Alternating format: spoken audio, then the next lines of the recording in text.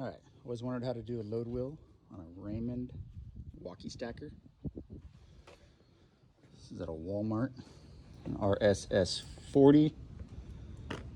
Probably wondering how to get the roll pin out. There are no roll pins. It's a trick. I must always forget about it.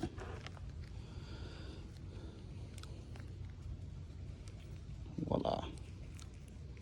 Right here, 4mm. Of course, block everything. You're just gonna take out this guy down here. Always forget, man.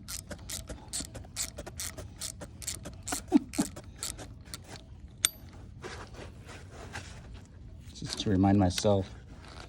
Yeah, this little bastard. And I can knock the axle out. You know, don't use a hammer. Come out this way. That's how you get them out. Good luck.